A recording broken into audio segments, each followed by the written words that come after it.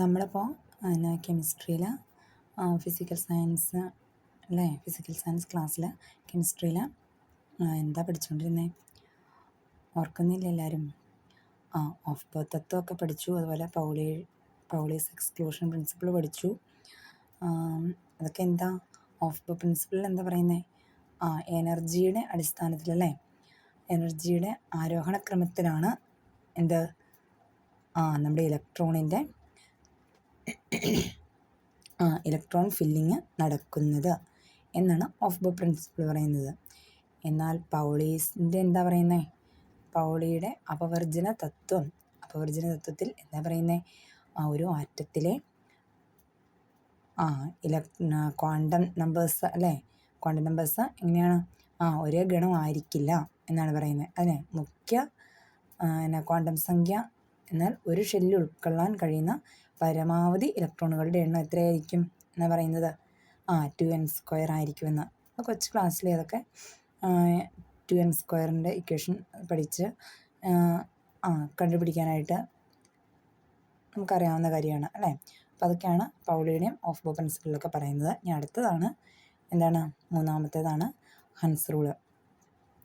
Very ഈസിയാണ്, നമുക്ക് നോക്കാം. ഹൻസ് റൂളിൽ ഞാൻ ഈ വരച്ച് വെച്ചേക്കുന്ന ഇത് വെച്ചിട്ട് തന്നെ പറയാം, അതാണ് നിങ്ങൾക്ക് പെട്ടെന്ന് മനസ്സിലാകും. എന്താണെന്ന് വെച്ചാൽ ഹൈഡ്രജൻ്റെ ഒരു ഇലക്ട്രോണേ ഉള്ളൂ അല്ലേ. അപ്പോൾ അത് ആദ്യത്തെ ഒരു ഷെല്ലിൽ നിറയുന്നു, നമ്മൾ ഫില്ല് ചെയ്യുന്നു. ഹീലിയത്തിലാണെങ്കിൽ നോക്കി രണ്ട് ഇലക്ട്രോണാണുള്ളത്, അതുകൊണ്ട് അത് രണ്ടും ഒരു ഷെല്ലിൽ അങ്ങ് നിറയുന്നു, ഒരു ഓർബിറ്റില്ല. അടുത്ത നോക്കി ലിഥിയത്തിൻ്റെ കേസ് വരുമ്പോൾ എങ്ങനെയാണെന്നറിയോ? വരച്ച് വെച്ചേക്കുന്ന 3 ഉണ്ട്. അപ്പം ആദ്യത്തെ 2 ഇവിടെ നിറയുന്നു, പിന്നെ അടുത്ത് അങ്ങനെയല്ല പോകുന്നത്. എങ്ങനെ പോകുന്നത് വെച്ചാൽ നമ്മളിത് വരയ്ക്കുന്നത് എങ്ങനെയാണെന്ന് വെച്ചിട്ടുണ്ടെങ്കിൽ, ലിഥിയത്തിൻ്റെ കേസിൽ ഇവിടെ നോക്കി കേട്ടോ, കാണിച്ചു തരാം. ലിഥിയത്തിൻ്റെ കാര്യം എടുക്കുകയാണെങ്കിൽ നമ്മൾ ആദ്യം ഒരു ഷെല്ല് ഇങ്ങനെ ഒരു ഷെല്ല് കൊടുക്കുന്നു, അടുത്ത ഷെല്ല് ഇങ്ങനെ ഇവിടെ കിടക്കുന്നു. അപ്പോൾ ഓരോ ഇലക്ട്രോണുകൾ നോക്കിയോ, ആദ്യം ഒരു ഇലക്ട്രോൺ ഇവിടെ നിറയുന്നു, അതിനുശേഷം എന്താ സംഭവിക്കുന്നത്? രണ്ടാമത്തെ ഇലക്ട്രോൺ ഇവിടെയാണ് നിറയുന്നത്. ലിഥിയത്തിൻ്റെ അറ്റോമിക് നമ്പർ എത്രയാണ്? 3 അല്ലേ. 3 ലിഥിയത്തിൻ്റെ അറ്റോമിക് നമ്പർ വരുന്നത്. അപ്പോൾ ആദ്യത്തെ ഇലക്ട്രോൺ ഇവിടെ നിറയുന്നു, രണ്ടാമത്തേത് ഇങ്ങോട്ട് പോകുന്നു, മൂന്നാമത്തെ ഇലക്ട്രോണിന് നിറയാൻ ഇവിടെ എന്തില്ല? ഷെല്ലില്ല.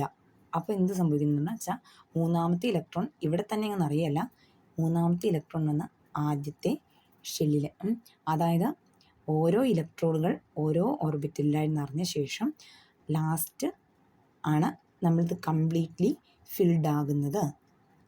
അങ്ങനെയാണ് പറയുന്നത്. ഓക്കെ, ഇതിപ്പോൾ ലിഥിയത്തിൻ്റെ കാര്യത്തിലാണ് നമ്മൾ പറഞ്ഞത് അല്ലേ. ഇനി അടുത്തത് നോക്കി, ബോറോണിൻ്റെ കാര്യത്തിലാണെങ്കിൽ ബോറോണിൻ്റെ എത്രയാണ് അറ്റോമിക് നമ്പർ? എത്ര ബോറോണിൻ്റെ അറ്റോമിക് നമ്പർ എത്രയാണ്? 5 ആണല്ലേ. 5 ബോറോണിൻ്റെ അറ്റോമിക് നമ്പർ വരുന്നത്. അപ്പോൾ ആദ്യം നോക്കി, ഓരോ ഓർബിറ്റിലായിട്ടും ഓരോ ഷെല്ലിലായിട്ടും ഓരോ ഇലക്ട്രോൺ വീതം, അത് ഇവിടെ ഒരെണ്ണം നിറയുന്നു, ഇവിടെ ഒരെണ്ണം നിറയുന്നു, ഇവിടെ ഒരെണ്ണം നിറയുന്നു. പിന്നെ ബാലൻസ് 2 ഉണ്ട് അല്ലേ. 3 നിറഞ്ഞ ശേഷം ബാലൻസ് 2 ഉണ്ട്. അപ്പോൾ എന്ത് പറയുന്നു? ആദ്യം ഇവിടെ ഒരെണ്ണം നിറയുന്നു, ഇത് ഫുള്ളി ഫിൽഡായി, ശേഷമുള്ള ഒരെണ്ണം കൂടെ ഇവിടെ വരുന്നു. അങ്ങനെയാണ് ഫുൾഫിൽഡ് ആകുന്നത്. എല്ലാ ഷെല്ലിലും ഓരോ ഇലക്ട്രോൺ വീതം നൽകിയ ശേഷം അല്ലെങ്കിൽ നിറഞ്ഞതിന് ശേഷം ബാക്കിയുള്ള ഇലക്ട്രോണുകളാണ് ഓരോന്നിലായിട്ട് എന്താവുന്നത്? ഫില്ലാകുന്നത്. ഓക്കെ, ഹൻസ് റൂൾ എന്താണെന്ന് എല്ലാവർക്കും വ്യക്തമായില്ലേ? ഈ റൂളിൽ എന്തൊക്കെയാണ് പറയുന്നത് എന്നൊക്കെ നമുക്ക് ഒന്നുകൂടെ വിശദമായി തന്നെ നോക്കാം. ഹണ്ടിൻ്റെ നിയമം അനുസരിച്ച് 2 അതിലധികമോ ഡീജനറേറ്റ് ഓർബിറ്റലുകൾ, അതായത് ഒരേ ഊർജ്ജമുള്ള പരിക്രമണപഥങ്ങൾ, ഒരേ ഊർജ്ജമുള്ള ഓർബിറ്റലുകളെയാണ് ഡീജനറേറ്റ് ഓർബിറ്റലുകൾ എന്ന് പറയുന്നത്. അവ ലഭ്യമാകണമെങ്കിൽ ജോഡിയാക്കുന്നതിന് മുമ്പ് അവയെല്ലാം പകുതി നിറയുന്നതുവരെ ഒരു ഇലക്ട്രോൺ ഓരോന്നിനും നൽകണം. അടുത്തെന്താ പറയുന്നത്? രണ്ടാമത്തെ കാര്യം, ഒരു ഉപഷെല്ലിൻ്റെ പരിക്രമണ പഥത്തിലെ ഭാഗികമായി പൂരിപ്പിച്ച എല്ലാ ഇലക്ട്രോണുകളും ഒരേ സ്പിൻ ഉള്ളതിനാൽ പരിക്രമണ പഥത്തിന് പരമാവധി സ്ഥിരതയുണ്ട് അല്ലേ, സ്റ്റെബിലിറ്റി പരമാവധി ഉണ്ട്. ഇനി അടുത്ത് നമുക്ക് മൂന്നാമത്തെ പോയിന്റ് നോക്കാം. എന്താ പറയുന്നത്? ഒരു ആറ്റത്തിലെ ഏകജോഡി ഇലക്ട്രോണുകളും വാലൻസിയും ഹണ്ടിൻ്റെ നിയമം ഉപയോഗിച്ച് നമുക്ക് കണ്ടെത്താനാകും, നിർണ്ണയിക്കാൻ ആകും. നമ്മൾ ആദ്യം പറഞ്ഞ കാര്യം തന്നെ എക്സാമ്പിൾ നൈട്രജൻ്റെ കാണിച്ചിരിക്കുന്നു മാത്രം കേട്ടോ. നൈട്രജൻ്റെ അറ്റോമിക് നമ്പർ 7 ആണ്. അതുപോലെ ഇലക്ട്രോൺ കോൺഫിഗറേഷൻ എഴുതാൻ അറിയാമല്ലോ എല്ലാവർക്കും. എഴുതിയേക്കുന്നതാണ് 1s1s2 2s2 2p3 എന്നൊക്കെ ഉള്ളത്.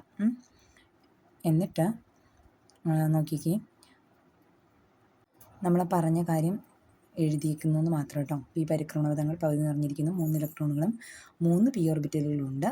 കാരണം 2p സബ്ഷെല്ലിലെ 3 ഇലക്ട്രോണുകളുമായി ജോഡിയാക്കുന്നത് മുമ്പ് എല്ലാ ശൂന്യമായ ഓർബിറ്റുകളിലും ആദ്യം എങ്ങനെയാണ് നിറയും അല്ലേ? ആദ്യം എല്ലാ ഓർബിറ്റലുകളും നിറയുന്നു, അതിന് ശേഷമാണ് മിച്ചമുള്ളത് വന്ന് ഫുള്ളി ഫിൽഡ് ആകുന്നത് എന്നാണ് അവർ പറയുന്നത്. ഓക്കെ, ഈ 3 റൂളും വെരി വെരി ഇമ്പോർട്ടൻ്റ് ആണ്. എല്ലാവരും നന്നായി തന്നെ പഠിക്കണം, പഠിച്ചേ പറ്റൂ കേട്ടോ.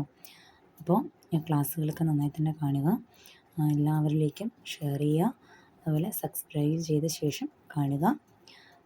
Okay, thank you.